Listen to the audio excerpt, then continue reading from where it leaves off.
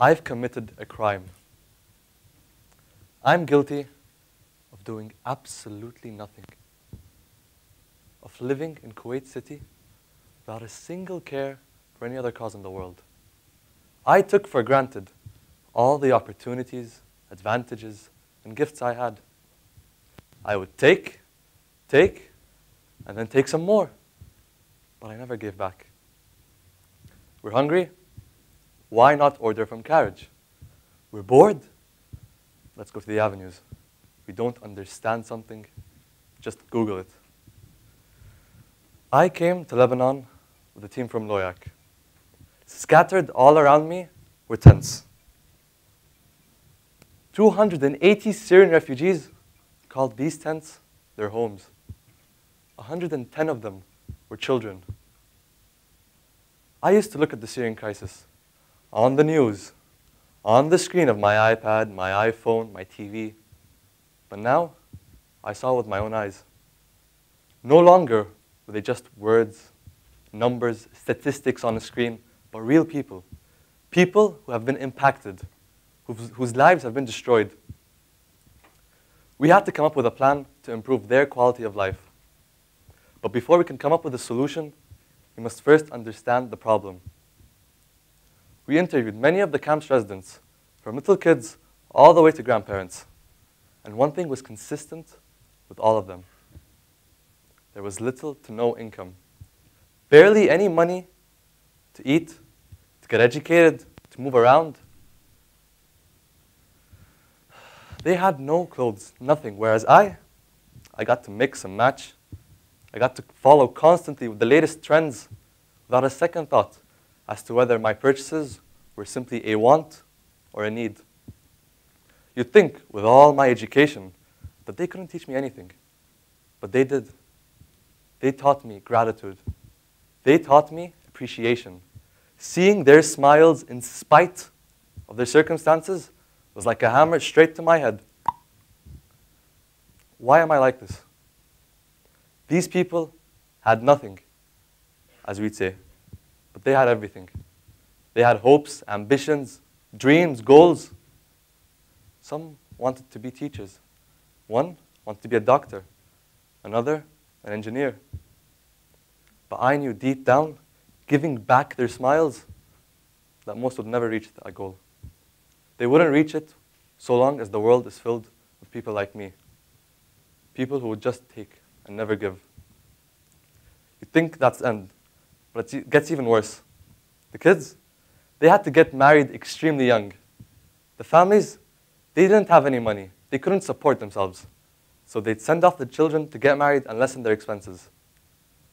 18, 17, 16, 15. One of the clearest memories I had was interviewing a husband and his wife. They were my age.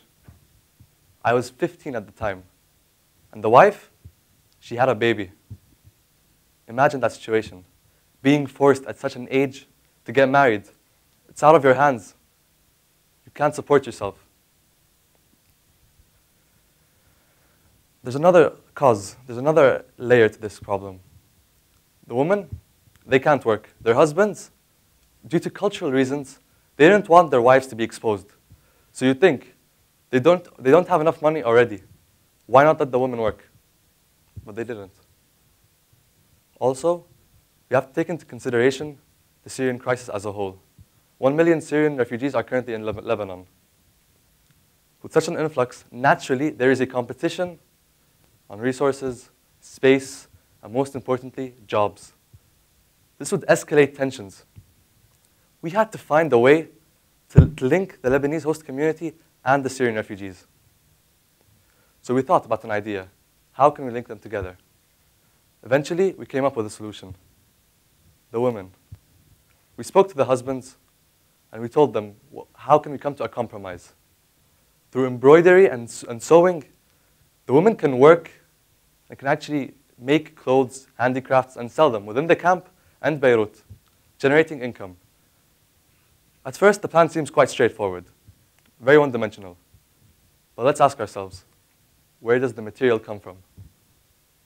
The Lebanese host community. By generating the material from local sources they get to sell them to the women in the camp. And the women, they get to work and support their husbands. They get to contribute. And as such, their families have more money. And less of them are inclined to send off their kids to get married at 15, 16, 17, or 18. But to be honest, I felt I could do more. Instead of just stopping at the woman, we can go and focus on the kids. So I approached NES, my school. I told them about this idea. I went to Loyac and I told them about this idea. Why not work together? Why not raise funds to support the kids? Currently, there's a library installed. There's a library installed where the kids get to learn about how to read, how to write. They get to learn about Arabic, about English. We wanted to expand that. And with NES, we can achieve that. There's a common misconception that the youth, we can't really do anything. We first have to go get a job, get married, and then we can make an impact. But let's just look at our society now in Kuwait.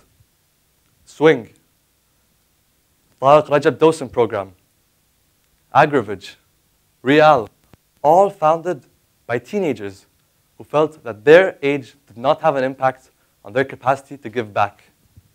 They knew that their age is irrelevant. If they thought their age had a limitation on them, they wouldn't have done what they did. Yet they still did it.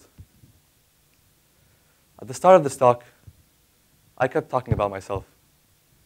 I said, I would just take and take, but never give back. But let's ask ourselves, was I really talking about myself? Or was I talking about current society? Was I a direct reflection of society? I want each of you to ask yourselves, are you guilty of the same crime I was? Of not giving back? Of doing absolutely nothing? Winston Churchill once said, we make a living by what we get, but we make a life by what we give. Thank you.